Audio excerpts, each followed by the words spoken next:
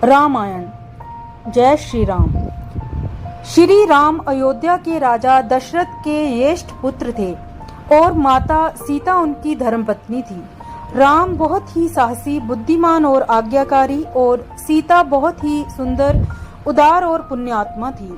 माता सीता की मुलाकात श्री राम से उनके स्वयंवर में हुई, जो सीता माता के पिता मिथिला के राजा जनक द्वारा संयोजित किया गया था। ये स्वयंवर माता सीता के लिए अच्छे वर की खोज में आयोजित किया गया।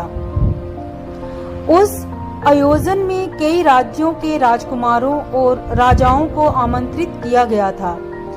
शर्त ये थी कि जो कोई भी शिव धनुष को उठाकर धनुष के तार को खींच सकेगा, उसी का विवाह सीता से होगा। सभी राजाओं ने कोशिश की, परंतु वे धनुष को हिला भी न सके। जब श्री राम की बारी आई तो श्री राम ने एक ही हाथ से धनुष उठा लिया और जैसे ही उसके तार को खींचने की कोशिश की, वह धनुष दो टुकड़ों में टूट गया। इस प्रकार श्री राम और सीता का मिलन विवाह हुआ। अयोध्या के राजा दशरथ के 3 पत्नियां और 4 पुत्र थे। राम सभी भाइयों में बड़े थे और उनकी माता का नाम कौशल्या था। भरत राजा दशरथ की दूसरी पत्नी कैकेयी के पुत्र थे। दूसरे 2 भाई थे, लक्ष्मण और शत्रुघ्न, जिनकी माता का नाम था सुमित्रा। प्रभु राम को भगवान विष्णु का अवतार माना जाता है। अयोध्या के राजा दशरथ की 3 रानियां थी, किंतु किसी रानी से संतान की प्राप्ति नहीं हुई। तत्पश्चात राजा दशरथ ने पुत्र पाने की इच्छा अपने कुल गुरु महर्षि वशिष्ठ से बताई। महर्षि वशिष्ठ ने विचार कर ऋषि श्रृंगी को आमंत्रित किया। ऋषि श्रृंगी ने राजा दशरथ को पुत्र प्राप्ति के लिए यज्ञ करने का प्रावधान बताया। ऋषि श्रृंगी के निर्देशानुसार राजा दशरथ ने यज्ञ करवाया। जब यज्ञ में पूर्ण आहुति दी जा रही थी, उस समय अग्निकुंड से अग्निदेव मनुष्य रूप में प्रकट हुए तथा अग्निदेव ने राजा दशरथ को खीर से भरा कटोरा प्रदान किया। तत्पश्चात ऋषि श्रृंगी ने बताया, हे राजन, अग्निदेव द्वारा प्रदान किए गए खीर को अपनी सभी रानियों को प्रसाद रूप में दे दीजिए। राजा दशरथ ने वह खीर अपनी तीनों रानियों कौशल्या, कैकेयी एवं सुमित्रा में बांट दी। प्रसाद ग्रहण करने के पश्चात निश्चित अवधि में अर्थात चैत्र माह में शुक्ल पक्ष की नवमी को राजा दशरथ के घर में माता कौशल्या के गर्भ से राम जी का जन्म हुआ तथा कैकेयी के गर्भ से भरत एवं सुमित्रा के गर्भ से लक्ष्मण तथा शत्रुघ्न का जन्म हुआ। राजा दशरथ के घर में चारों राजकुमार एक साथ समान वातावरण में पलने लगे। राम जन्म की खुशी में उसी समय से राम भक्त राम नवमी पर्व मनाते हैं। राम नवमी पौराणिक मान्यता। श्री राम नवमी की कहानी लंका अधिराज रावण से शुरू होती है। रावण अपने राज्य काल में बहुत अत्याचार करता था। उसके अत्याचार से पूरी जनता त्रस्त थी, यहाँ तक कि देवतागण भी, क्योंकि रावण ने ब्रह्मा जी से अमर होने का वरदान ले लिया था। उसके अत्याचार से तंग होकर देवतागण भगवान विष्णु के पास गए और प्रार्थना करने लगे। फलस्वरूप प्रतापी राजा दशरथ की पत्नी कौशल्या की कोख से भगवान विष्णु ने राम के रूप में रावण को परास्त करने हेतु जन्म लिया। तब से चैत्र की नवमी तिथि को रामनवमी के रूप में मनाने की परंपरा शुरू हुई। ऐसा भी कहा जाता है कि नवमी के दिन ही स्वामी तुलसीदास जी ने रामचरितमानस की रचना शुरू की थी। पुराणों के मुताबिक राम के जन्म के बारे में भगवान शिव ने मां पार्वती जी को जो बताया था, वही हम आज आपको बताने जा रहे हैं। भगवान राम ने जन्म क्यों लिया था? एक कहानी है कि ब्राह्मणों के शाप के कारण प्रतापवान, अरिमर्दन और धर्मरुचि ये तीनों रावण, कुंभकर्ण और विभीषण बने। रावण ने अपनी प्रजा पर बहुत अत्याचार किए। एक बार तीनों भाइयों ने घोर तप किया। तब से ब्रह्मा जी ने खुश होकर वर मांगने को कहा। इस पर रावण ने कहा कि हे प्रभु, हम वानर और इंसान 2 जातियों को छोड़कर और किसी के मारे से न मरे, ये वर दीजिए। शिव जी ने और ब्रह्मा जी ने रावण को वर दिया। इसके बाद शिव जी ने और ब्रह्मा जी ने विशालकाय कुंभकर्ण को देखकर सोचा कि ये अगर रोज भोजन करेगा तो पृथ्वी का नाश हो जाएगा। तब माँ सरस्वती ने उसकी बुद्धि फेर दी और कुंभकर्ण ने 6 माह की नींद मांग ली। विभीषण ने प्रभु के चरणों में अनन्य और निष्काम प्रेम की अभिलाषा जताई। वर देकर ब्रह्मा जी भी चले गए। तुलसीदास जी ने लिखा है कि जब पृथ्वी पर रावण का अत्याचार बढ़ा और धर्म की हानि होने लगी, तब भगवान शिव कहते हैं कि राम जन्म के हेतु अनेका, परम विचित्र एक ते एका। जब जब होई धर्म की हानि, बाढ़ही असुर अधम अभिमानी। तब तब प्रभु धरी विविध शरीरा, हरहि कृपा निधि सज्जन पीरा। जानी जब जब धर्म का हास होता है और अभिमानी राक्षस प्रवृत्ति के लोग बढ़ने लगते हैं, तब कृपा निधान प्रभु भांति भांति के दिव्य शरीर धारण कर सज्जनों की पीड़ा हरते हैं। वे असुरों को मारकर देवताओं को स्थापित करते हैं, अपने वेदों की मर्यादा की रक्षा करते हैं। यही श्री राम जी ने अवतार का सबसे बड़ा कारण है। जब राम को एक तरफ राज तिलक करने की तैयारी हो रही थी, तभी उसकी सुतेली माँ कैकेयी अपने पुत्र भरत को अयोध्या का राजा बनाने का षड्यंत्र रच रही थी। ये षड्यंत्र बूढ़ी मंत्रा के द्वारा किया गया था। रानी कैकेयी ने एक बार राजा दशरथ की जीवन की रक्षा की थी। तब राजा दशरथ ने उन्हें कुछ मांगने के लिए पूछा था। तब कैकेयी ने कहा, समय आने पर मैं मांग लूंगी। उसी वचन के बल पर कैकेयी ने राजा दशरथ से पुत्र भरत के लिए अयोध्या का सिंहासन और राम के लिए 14 वर्ष का वनवास मांगा। श्री राम तो आज्ञाकारी थे, इसीलिए उन्होंने अपनी सौतेली माँ कैकेयी की बातों को आशीर्वाद माना और माता सीता और प्रिय भाई लक्ष्मण के साथ 14 वर्ष का वनवास व्यतीत करने के लिए राज्य छोड़कर चले गए। इस असीम दुख को राजा दशरथ सह नहीं पाए और उनकी मृत्यु हो गई। कैकेयी के पुत्र भरत को जब ये बात पता चली तो उसने भी राजगद्दी लेने से इनकार कर दिया। तो दोस्तों, आगे की रामायण हम अगले भाग ख में सुनेंगे।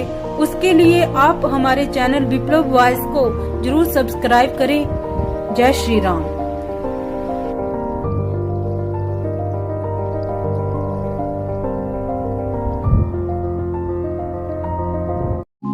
आज हम रामायण की अगली कथा सुनेंगे। इससे पहले हमने इसका भाग को विप्लव वॉइस में अपलोड कर दिया है, आप जरूर सुने। रामायण में 14 वर्ष का वनवास। राम, सीता और लक्ष्मण वनवास के लिए निकल पड़े। रास्ते में उन्होंने कई असुरों का संहार किया और बड़े पवित्र और अच्छे लोगों से वे मिले। वे चित्रकूट वन में एक कुटिया बनाकर रहने लगे। एक बार की बात है, लंका के असुर राजा रावण की छोटी बहन शूर्पणखा ने राम को देखा और वह मोहित हो गई। उसने राम को पाने की कोशिश की, पर राम ने उत्तर दिया, मैं तो विवाहित हूँ, मेरे भाई लक्ष्मण से पूछ के देखो। तब शूर्पणखा लक्ष्मण के पास जाकर विवाह का प्रस्ताव रखने लगी, पर लक्ष्मण ने साफ इनकार कर दिया। तब शूर्पणखा ने क्रोधित होकर माता सीता पर आक्रमण कर दिया। ये देखकर लक्ष्मण ने चाकू से शूर्पणखा का नाक काट दिया। कटी हुई नाक के साथ रोते हुए जब शूर्पणखा लंका पहुंची तो सारी बातें जानकर रावण को बहुत क्रोध आया और उसने सीता हरण की योजना बनाई। रामायण में सीता हरण योजना के तहत रावण ने मारीच राक्षस को चित्रकूट में कुटिया के पास एक सुंदर हिरण के रूप में भेजा। जब मारीच को माता सीता ने देखा तो उन्होंने श्री राम से उस हिरण को पकड़कर लाने के लिए कहा। सीता की बात को मानकर राम उस हिरण को पकड़ने उसके पीछे पीछे गए और लक्ष्मण को आदेश दिया कि वो सीता को छोड़कर कहीं न जाएं। बहुत पीछा करने के बाद राम उस हिरण को बाण से मार पाए।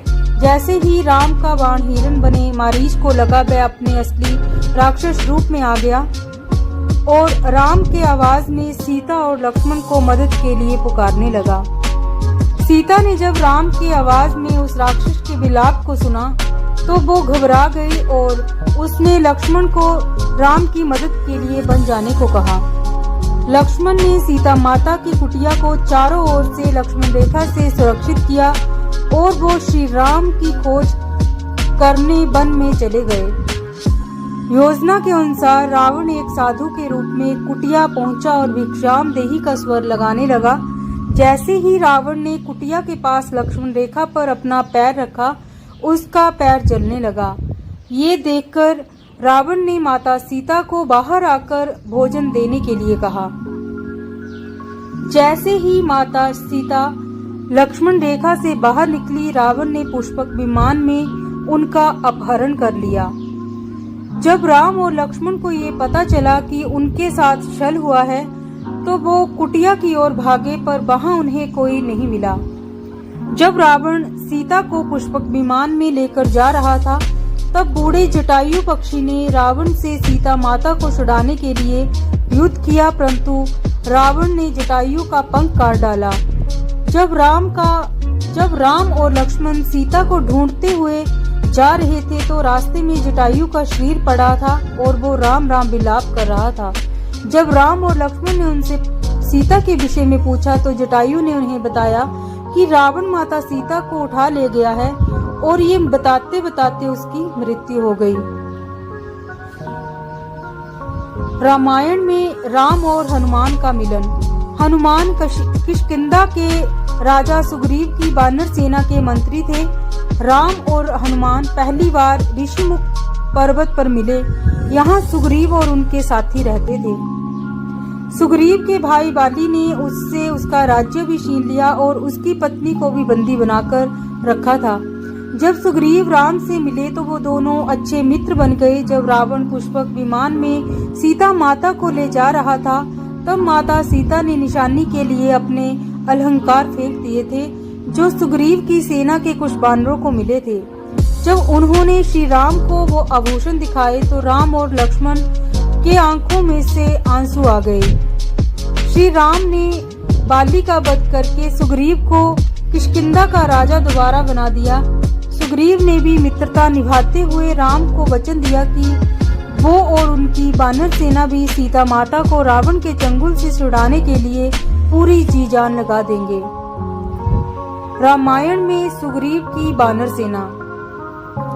उसके बाद हनुमान, सुग्रीव, जामंत ने मिलकर सुग्रीव की वानर सेना का नेतृत्व किया और चारों दिशाओं में अपनी सेना को भेजा।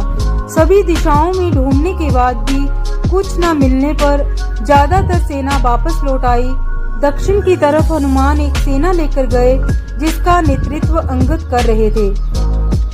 जब वे दक्षिण के समुद्र तट पर पहुंचे, तो वे भी उदास होकर विंध्य पर्वत पर इसके विषय में बात कर रहे थे।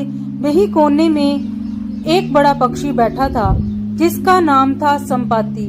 संपाति बानरों को देखकर बहुत खुश हो गया और भगवान का शुक्रिया करने लगा इतना सारा भोजन देने के लिए। जब सभी बानरों को पता चला कि वह उन्हें खाने की कोशिश करने वाला था, तो सभी उसकी घोर आलोचना करने लगे और महान पक्षी जटायु का नाम लेकर उसकी वीरता की कहानी सुनाने लगे।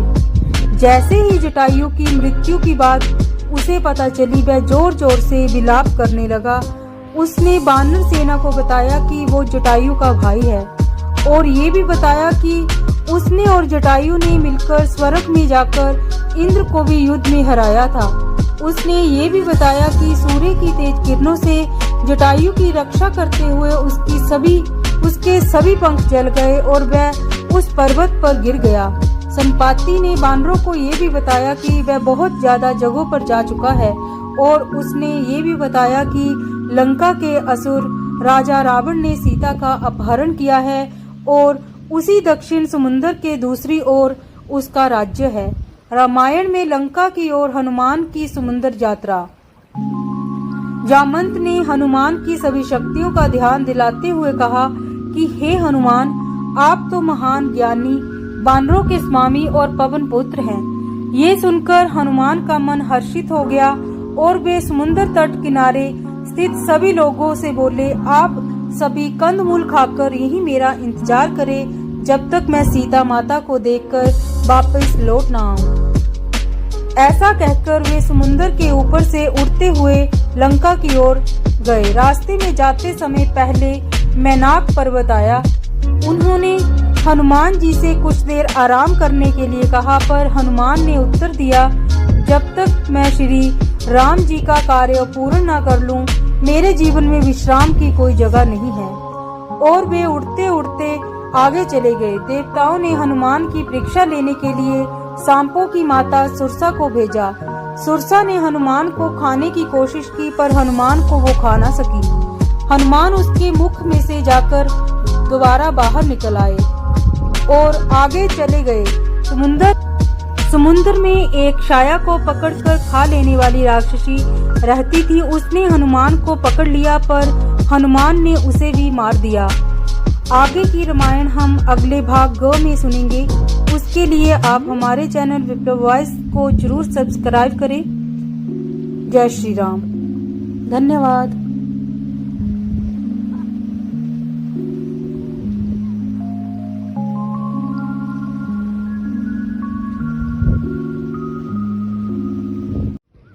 रामायण भाग ग।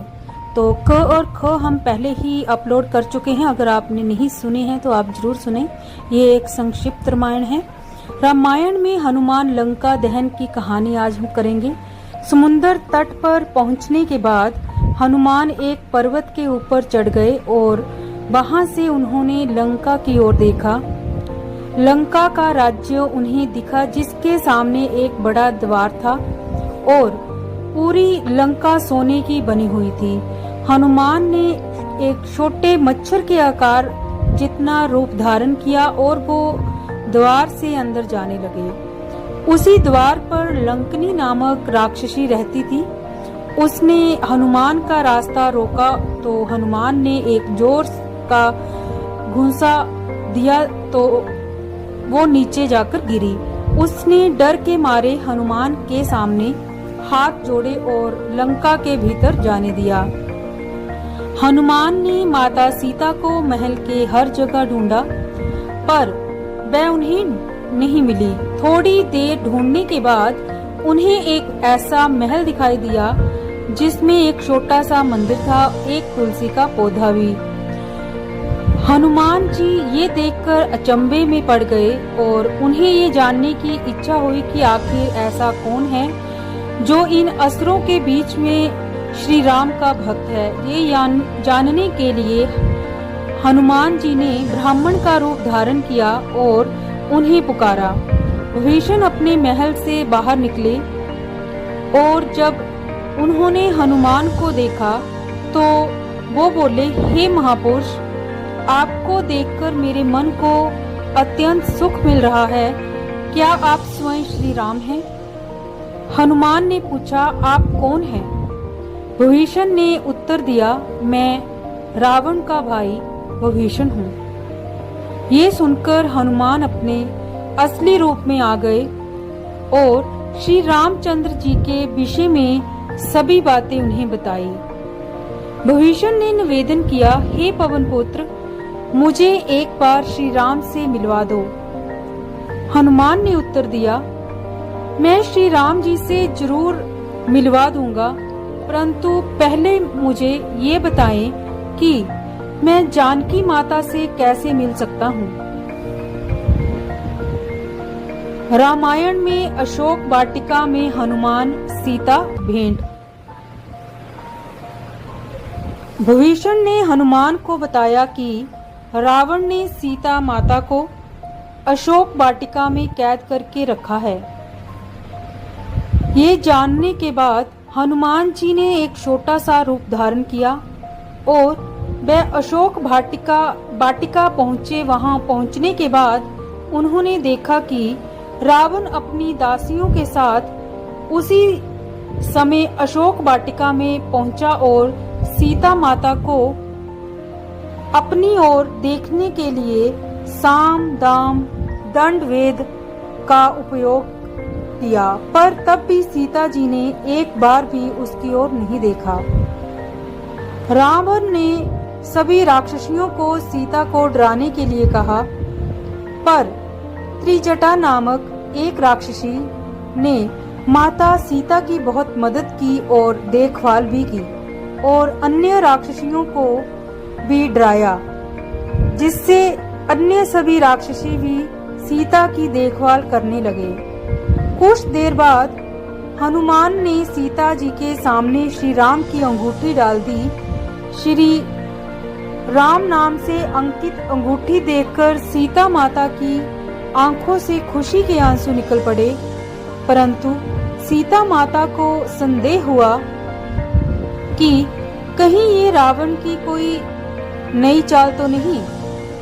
तब सीता माता ने पुकारा कि कौन है जो ये अंगूठी लेकर आया है। उसके बाद हनुमान जी प्रकट हुए, पर हनुमान जी को देखकर भी सीता माता को विश्वास नहीं हुआ। उसके बाद हनुमान जी ने मधुर वचनों के साथ श्री रामचंद्र जी के गुणों का वर्णन किया और बताया कि वो श्री राम जी के दूत हैं। सीता ने व्याकुलता से श्री राम जी का हाल चाल पूछा।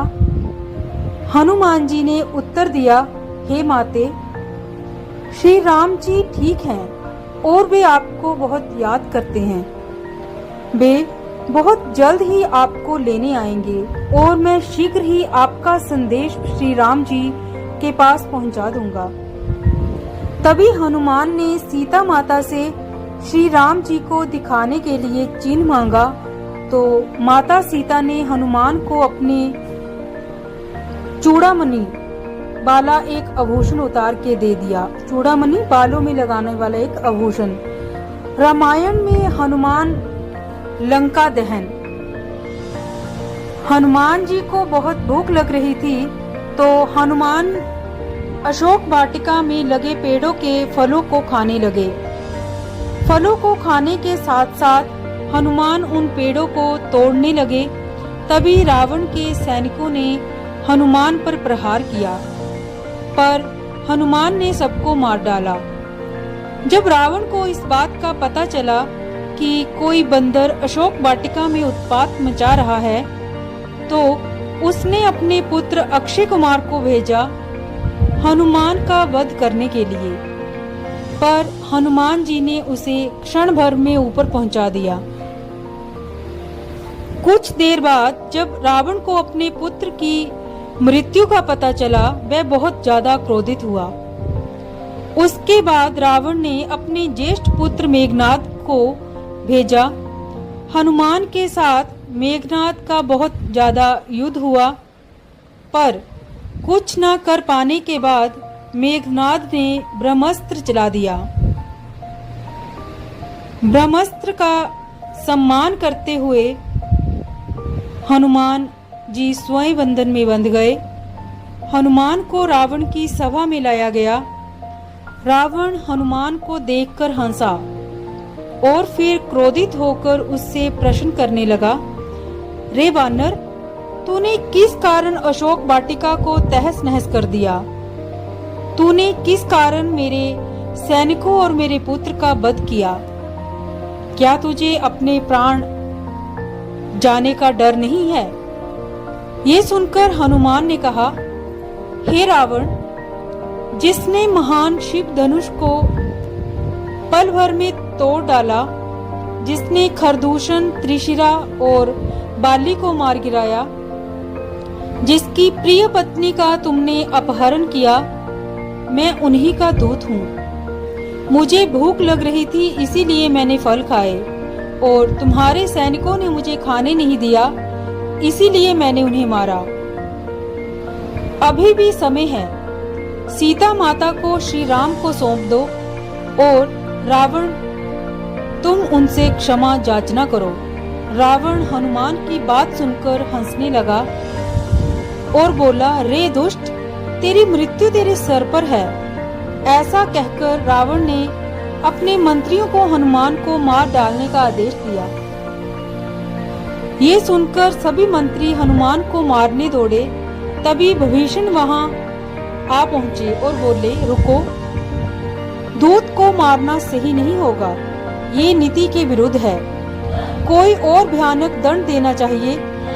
सभी ने कहा, बंदर को अपनी पूंछ सबसे प्यारी होती है, क्योंकि ना तेल में कपड़ा ढोकर इसकी पूंछ में बांधकर आग लगा दी जाए। हनुमान की पूंछ पर तेल वाला कपड़ा बांधकर आग लगा दी गई। जैसे ही पूंछ में आग लगी, हनुमान जी बंधन मुक्त होकर एक छत से दूसरी में कूदते गए और पूरी सोने की लंका में आग लगा के समुद्र की ओर चले गए और वहां अपनी पूंछ पर लगी आग को बुझा दिया। वहां से सीधे हनुमान जी श्री राम के पास लौटे और वहां उन्होंने राम को सीता माता के विषय में बताया और सीता माता के द्वारा दी चूड़ामणि भी दिखाई। सीता माता की निशानी को देखकर श्री राम भावुक हो गए। तो अगला जो हमारा है, रामायण में सागर पर राम सेतु निर्माण। अब श्री राम और वानर सेना की चिंता का विषय था, कैसे पूरी सेना समुद्र के दूसरी ओर जा सकेंगे। श्री राम जी ने समुद्र से निवेदन किया कि वे रास्ता दें ताकि उनकी सेना समुद्र पार कर सके, परंतु कई बार कहने पर भी समुद्र ने उनकी बात नहीं मानी। तब श्री राम ने लक्ष्मण से धनुष मांगा और अग्निबाण को समुद्र पर साधा, जिससे कि पानी सूख जाए और वे आगे बढ़ सके। जैसे ही श्री राम ने ऐसा किया, समुद्र देव डरते हुए प्रकट हुए और श्री राम से माफी मांगी और कहा, हे नाथ, ऐसा न करें। आपके इस बाण से जल में रहने वाले सभी मछलियां और जीवित प्राणियों का अंत हो जाएगा। श्री राम ने कहा, हे समुद्र देव, हमें ये बताएं कि मेरी ये विशाल सेना इस समुद्र को कैसे पार कर सकती है। समुद्र देव ने उत्तर दिया, हे रघुनंदन राम, आपकी सेना में 2 बानर हैं, नल और नील। उनके स्पर्श करने से किसी भी चीज को पानी में तैरा सकते हैं। ये कहकर समुद्र देव चले गए। उनकी सलाह के अनुसार नल और नील ने पत्थर पर श्री राम के नाम लिखकर समुद्र में फेंक के देखा तो पत्थर तैरने लगा। उसके बाद एक के बाद एक करके नल नील समुद्र में पत्थर को फेंकते रहे और समुद्र के अगले शोर तक पहुंच गए। रामायण में लंका में श्री राम की वानर सेना।